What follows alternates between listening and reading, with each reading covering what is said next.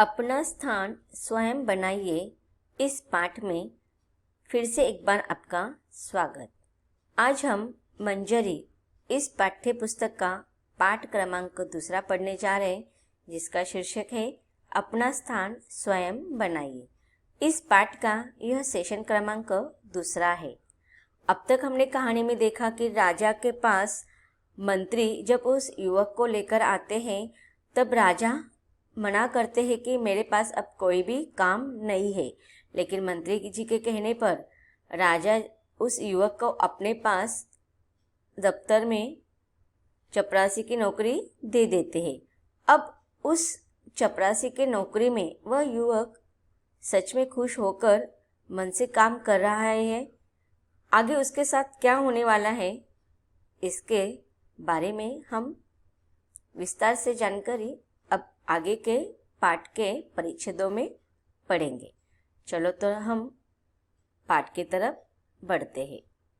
अब तक हमने देखा कि जिस दफ्तर में राजा ने उस युवक को चपरासी की नौकरी दी थी, वहाँ पर जब वो युवक जाता है तो पूरा कमरा गंदा था, तो वहाँ पर वह साफ सुफ करते, सारी चीज़ों को अच्छे से अस्त व्यस्त थे वहाँ पर अच्छे से बना देता है उस कमरे को। फिर एक एक कोठरी को जांच पड़ताल करता है, तब उसे एक कोठी में ढेर सारे लिफाफों का ढेर मिलता है और उसका निरीक्षण जब वो करता है तो देखता है कि उसमें सोने की कुछ चीज़ें लगे हुए हैं, रत्न जड़े हुए हैं। तो वह कारागिर को बुलाकर उन लिफाफों में से ये सारी चीज़ें अलग करवाता है और उसको फिर बेच देता है। और बेचने के बाद जो पैसे आते हैं, सामान बेचकर उसके पास जो भी पैसे आए थे वो बहुत सारे पैसे थे, कई हजार रुपए उसको मिले थे। अब देखिए, हमारे पास भी बहुत सारे ऐसे सामान होते हैं कि हम एक बार उन सामान का उपयोग कर लेते हैं और बाद में ऐसे ही फेंक देते हैं। तो हमें भी ऐसे अगर कोई कीमती सामान होगा, मूल्यवान सामान होगा, तो उसका सही ढंग से हमें उपयोग करना चाहिए। कीमती चीज़ों को हमें ऐसे ही फेंक कर नहीं देना है। अभी देखो, यहाँ पर राजा ने उन लिफाफों को तो ऐसे ही फेंक दिया था, लेकिन जब उन लिफाफों में से रत्नों को, मोहरों को उसने निकाला तो कई हजार रुपए उसको मिला। तो इसमें किसका फायदा हुआ? राजा का ही फायदा हुआ। राजा का फायदा कैसे हुआ? उस युवक ने क्या किया, उस दफ्तर के लिए जितने भी फर्नीचर की जरूरत थी उन पैसों से तो मंगाया, उसके साथ साथ उस दफ्तर को भी सजाने के लिए उस पैसों का उपयोग किया, चित्र सब लगा दिए उस कमरे में अच्छे से दफ्तर में, और फिर भी पैसे बचे थे उसको क्या किया, सरकारी खजाने में जमा कर दिए। अब यहाँ पर हमें उस युवक के एक एक गुण दिखाई दे रहे। एक तो जो कुछ उसको मिला था उसमें आनंद के साथ, संतुष्ट के साथ उसने उसका स्वीकार किया था, और जो भी मिला था उसमें मन से वो कार्य कर रहा था।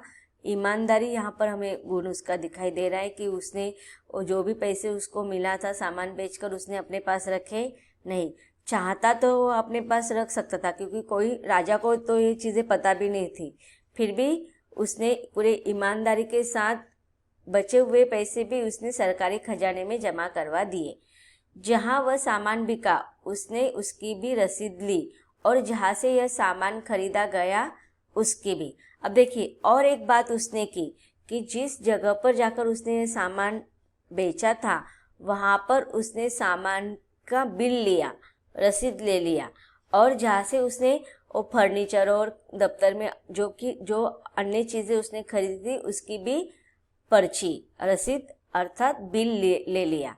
दफ्तर सचमुच शाही दफ्तर हो गया था। अब देखिए, उस दफ्तर को कोई आना जाना नहीं करता था, बंद पड़ा हुआ था, सारा धूल फैली हुई थी, लेकिन आज उसने उस दफ्तर का पूरा रूप पलट कर रख दिया था। अब वो शाही दफ्तर दिखाई देने लगा था। दफ्तर सचमुच शाही दफ्तर हो गया था। चुगलखोरों ने राजा से उसकी शिकायत की कि वह रुपया लुटा रहा है। अब देखिए, जहाँ पर अच्छे लोग होते ना, वहाँ पर उनकी बुराई करने वाले लोग भी होते हैं, और ऐसे पीठ पीछे जो बुराई करते हैं उसे हम चुगलखोर कहते हैं। तो ऐसे ही उस युवक के बारे में जिनकी अच्छी राय नहीं थी, ऐसे चुगलखोर लोगों ने जाकर राजा के पास शिकायत कर दी कि उसने सारे रुपए लुटा लिए हैं। फिर एक दिन राजा गुस्से में दफ्तर गए तो दफ्तर की हालत देखकर दंग रह गए। दंग रहना आश्चर्य होना, आश्चर्यचकित होना। अब देखिए यहाँ पर राजा तो पहले गुस्से में आए थे और राजा ने देखा कि उसका गंदा जो दफ्तर था वो अब भी बहुत सुंदर लग रहा था, शाही दफ्तर के जैसे दिखाई दे रहा था। फिर भी थोड़ा आश्चर्यचकित हो जाता है। फिर भी तेज आवाज से उसे पूछा, तुमने यह सजावट किसके रुपए से की? दफ्तर के रुपए से हुजूर, कहकर उसने राजा को रद्दी लिफाफों की कहानी सुनाई और खंचाजी से गवाही दिलाई कि दफ्तर का सामान खरीदने के बाद बचा हुआ रुपया खजाने में जमा किया गया है। अब देखिए एक एक बात वह सच कह रहा था और उसके पास सारी बातों के गवाह थे। उसने जो भी पैसे जो भी रुपए उसने खजाने में जमा किए थे, तो जो खजाने का जो मेन अधिकारी होता है जिसको हम खजीनदार भी कहते हैं, तो उसने वो सारे खजाने में जमा करवा दिया था। इसकी जांच पड़ताल किससे करवाई? खजानजी से। राजा रिझ गए उसके इन सारी बातों से वो खुश हो गए और उस युवक को अपने राज्य का वित्त मंत्री बना दिया। अब देखे पहले राजा ने उस युवक को कौन सा काम दिया था? चपरासी का। लेकिन चपरासी के कार्य करते हुए भी अपनी समझदारी से, अपने ईमानदारी से जो कार्य उसने किया था उस कार्य पर खुश होकर राजा ने अब उसको चपरासी के जगह पर वित्त मंत्री बना दिया था। और इस कारण दूसरे मंत्रियों को परेशानी होने लगी, क्योंकि वह न स्वयं बेईमानी करता था, न किसी को करने देता था, न स्वयं लापरवाही करता था और न दूसरे को करने देता था। अब देखिए, अब ये जो वित्त मंत्री का जो पद उस युवक को मिला था, वो अपने कार्य के बलबूते पर, उसने जो कर्मठता दिखाई थी, जो ईमानदारी दिखाई थी, इसके बलबूते पर उसको ये कार्य करने दिया, यह बड़ा पद मिला। लेकिन इसके उस बड़े पद का उसने कभी भी दुर्व्यवहार नहीं किया। लेकिन उससे क्या हो जाता था, दूसरे मंत्री उसे डरने लगे थे, थोड़े परेशान होने लगे थे। क्यों? क्योंकि जो चापलूसी करते थे, जो भ्रष्ट मंत्री थे, वो क्या करते, उनको वो लगता था कि अभी उनकी बेईमानी करना बंद हो रही थी, क्योंकि ये जो युवक था ना, वो खुद कभी भी बेईमानी नहीं करता था और दूसरों को भी बेईमानी नहीं करने देता था, और हर चीज़ में वो किसी भी चीज़ में लापरवाही नहीं करता था, और दूसरों से भी वह अपने जैसा ही व्यवहार करने की उम्मीद रखता था।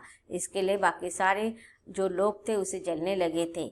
उसके बाद से तो जो भी मंत्री राजा के पास जाता, किसी न किसी बहाने उस युवक की शिकायत करता, जिससे कि वह राजा की नज़रों में गिर जाए। अब देखिए, अच्छे लोगों का जो कार्य होता है ना, बहुत सारे लोगों को अच्छा नहीं लगता है, इसके लिए वो हमेशा उनके बारे में बुरा ही सोचते हैं और बुरा ही कहते हैं। तो इस प्रकार से उस ईमानदार युवक के बारे में हर कोई राजा के पास जाकर शिकायत करता रहता था, जिससे कि राजा के नज़रों में वह युवक गिर जाए। एक रात को 2 बजे राजा ने अपने सेनापति को बुलाकर कहा, हमारे सब मंत्रियों को उनके घरों से उठाकर इस कमरे में ले आओ, लेकिन वे जिस हालत में हो उसी हालत में लाया जाए।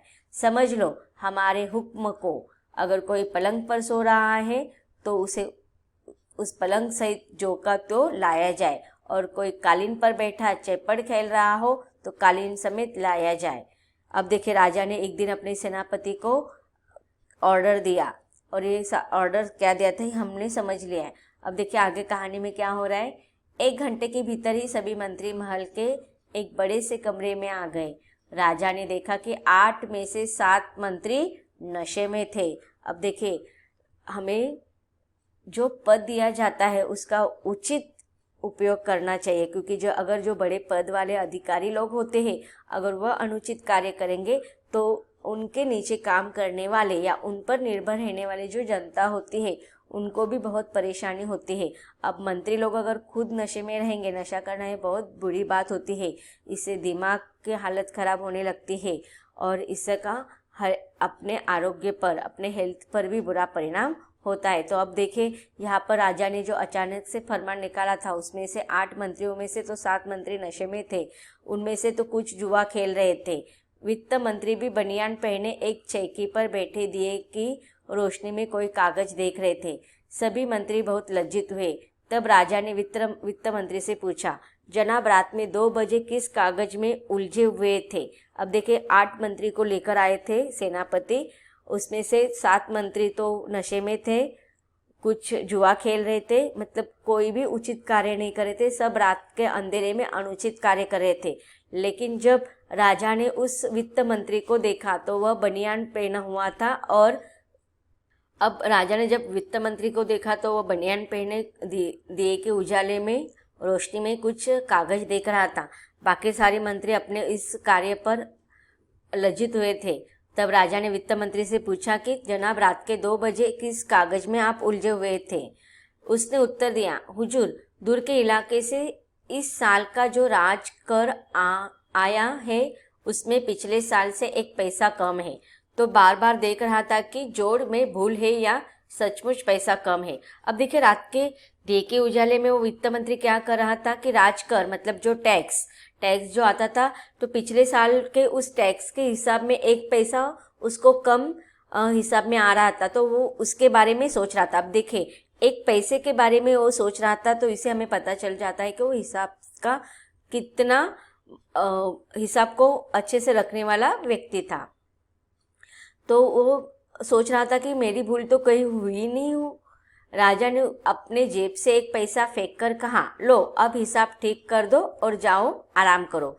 वित्त मंत्री ने नम्रता के साथ पैसा वापस करते हुए कहा, हुजूर पैसा तो मैं भी डाल सकता था, पर यदि पैसा कम है और उसके लिए पूछताछ न हुई तो इससे अफसरों में ढील और बेईमानी पैदा होगी। उसकी बात सुनकर राजा बहुत खुश हुए और उन्होंने उस युवक को राज्य का प्रधानमंत्री बना दिया। अब देखिए वो कौन से उलझन में फंसा हुआ था वित्त मंत्री कि उसको ना 1 पैसा का हिसाब नहीं लग रहा था। तब राजा ने उसको अपने ओर से 1 पैसा दे दिया और कहा कि जाओ आराम करो, 1 पैसे का इतना क्या हिसाब लगाना।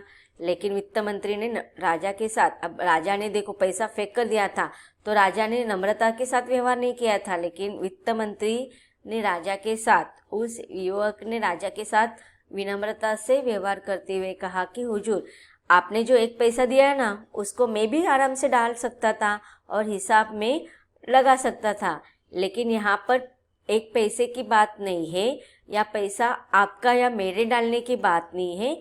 तो बात यह है कि यदि पैसा कम है तो उसकी पूछताछ होनी चाहिए, क्योंकि अगर हमने हर व्यवहार में आनाकानी की, थोड़ी ढिलाई की, तो इससे क्या हो जाता है, हमारे व्यवहार पर भी फर्क पड़ता है और दूसरे अफसरों के व्यवहार में, उनके बर्ताव में भी ढिलाई पड़ती है। तो यहाँ पर हमें देखो स्वयं शासन यह गुण दिखाई दे रहा है। तो यहाँ पर हमें उस युवक का ईमानदारी का, खुद को शासन मतलब खुद को एक अपने आप को नियम में लगाना कि हमें यह कार्य उचित ढंग से करना है, 1 पैसा का भी हिसाब यहाँ का वहाँ नहीं जाना चाहिए। इससे क्या होगा कि अन्य जो लोग होते हैं उनमें भी बेईमानी की भावना उत्पन्न होती है। इसके लिए हमें किसी भी चीज़ को नज़रअंदाज नहीं करना चाहिए, हमें 1-1 पैसा का हिसाब किताब रखना चाहिए। अगर हम स्वयं अपने आप में अगर नियम बनाकर जीवन व्यतीत करते हैं तो इससे हम प्रेरणा बाकी लोगों को भी मिलता है।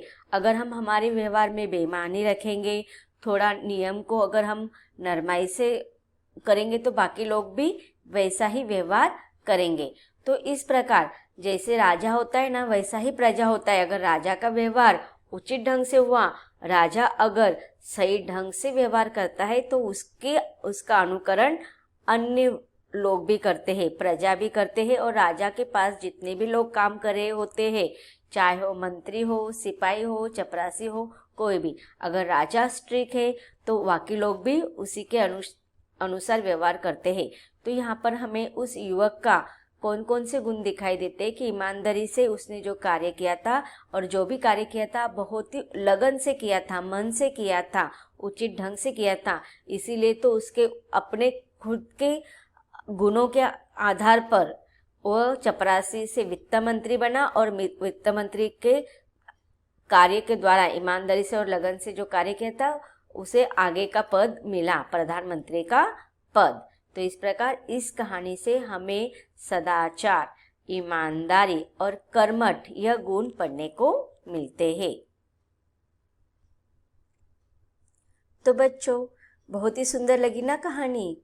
कितने अच्छे मूल्य हमें यहाँ पर पढ़ने को मिला है। बहुत ही सुंदर सारांश संदेश हमें इस पाठ के माध्यम से मिला है कि हमें अर्थात बच्चों को हमेशा कर्मठ, ईमानदार, अपने काम के प्रति लगन होना चाहिए और सदाचार होना चाहिए, अच्छे व्यवहार हमारे होने चाहिए। यह पाठ यहीं पर खत्म होता है। धन्यवाद।